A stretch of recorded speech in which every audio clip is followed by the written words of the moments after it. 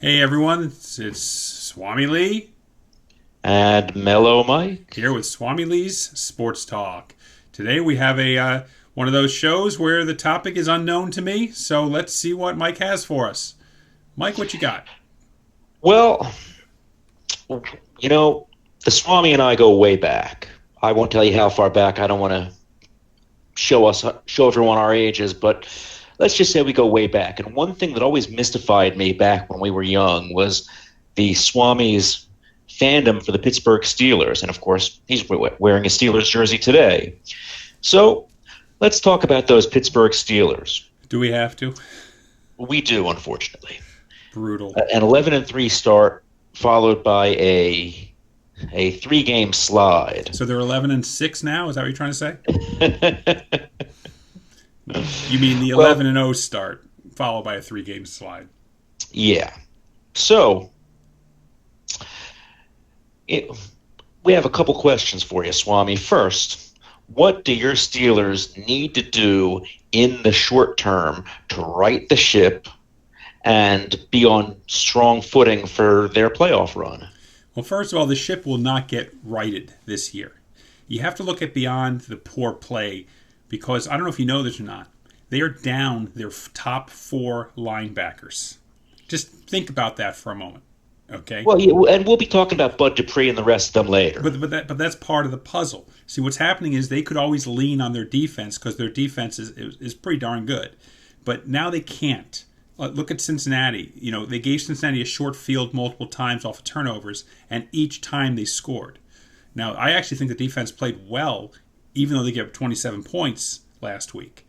But the problem you're running into is Roethlisberger he just looks bad. I mean, he looks bad. I read a column where the guy said that he was actually playing scared, he thinks.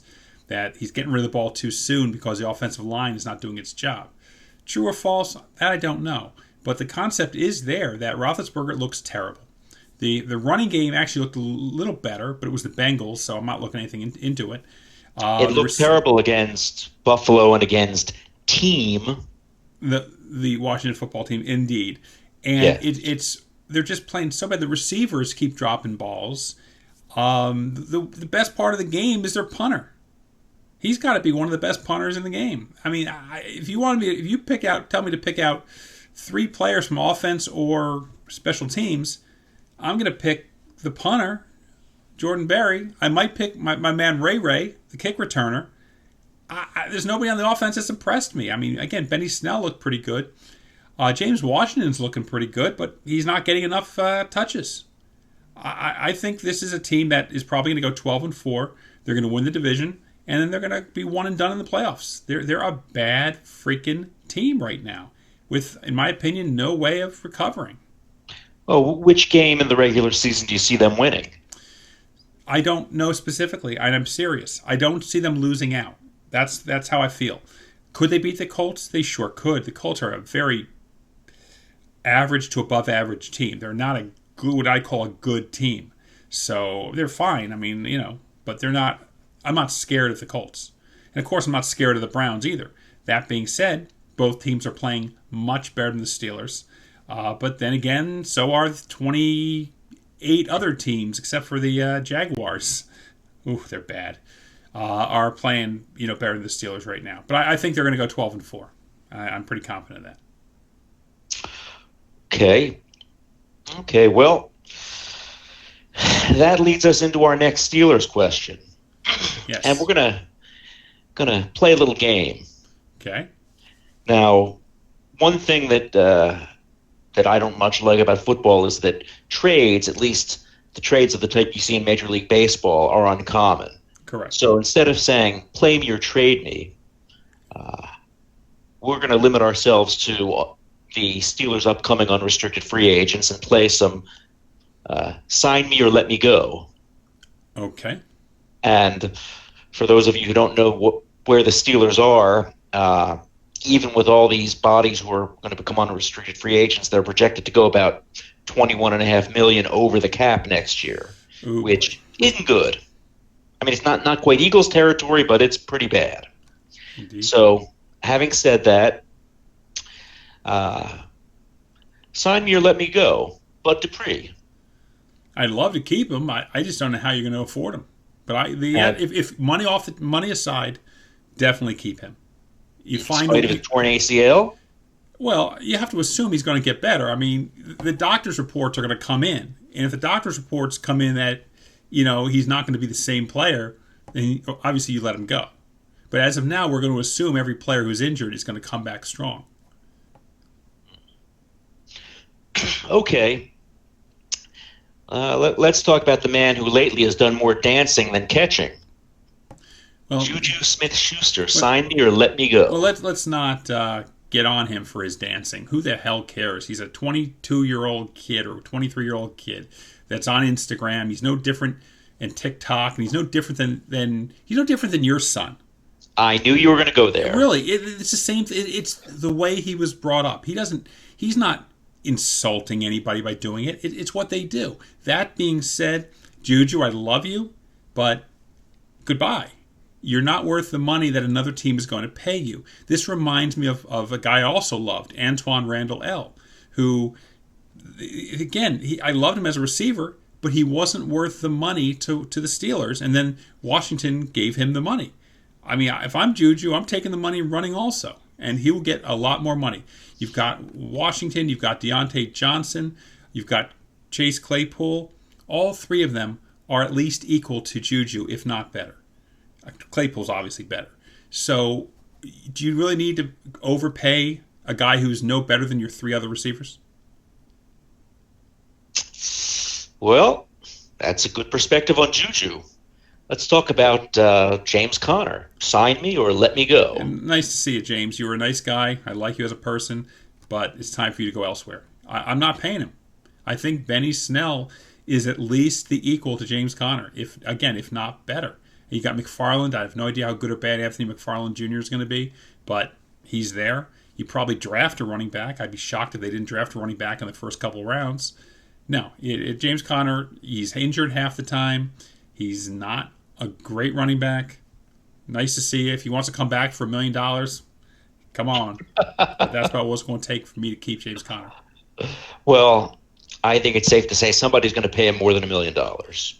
Probably, but not a hell of a lot more. Okay, well, you mentioned earlier that you read one piece that suggested that Ben was playing scared.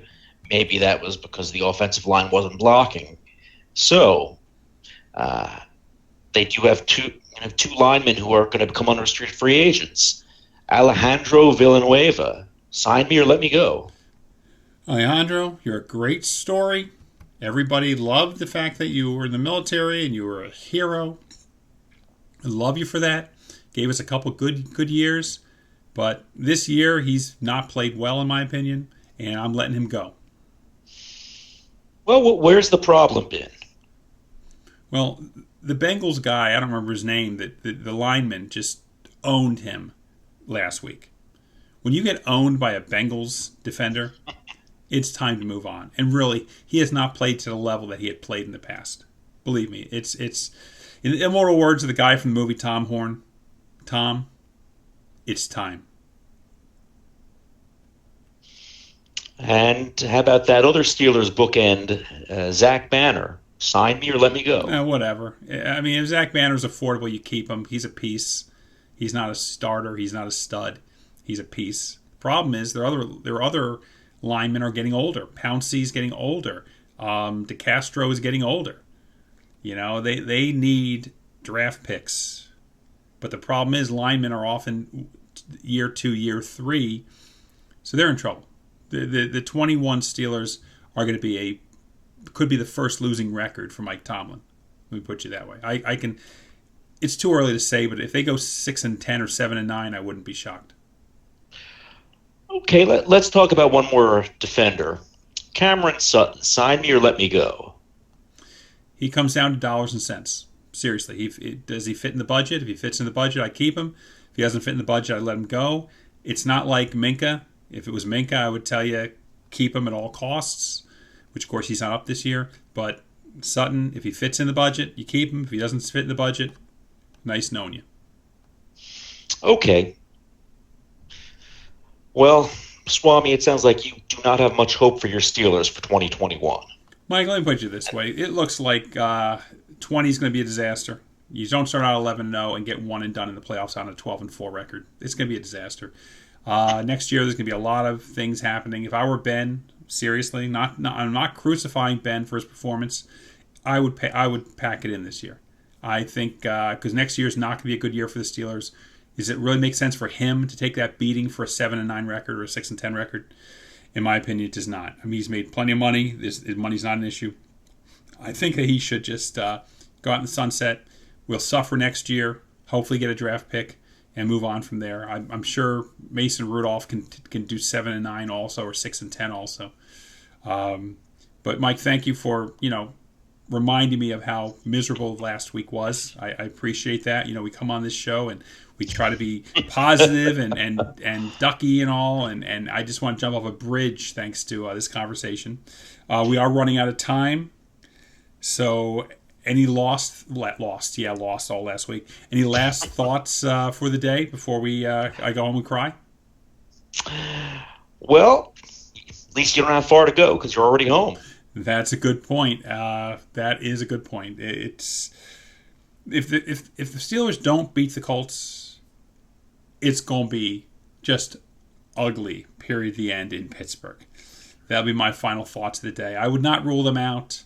I mean, they almost beat the Bengals. Not that you should be proud of that situation, but it wasn't like the Bengals blew their doors off.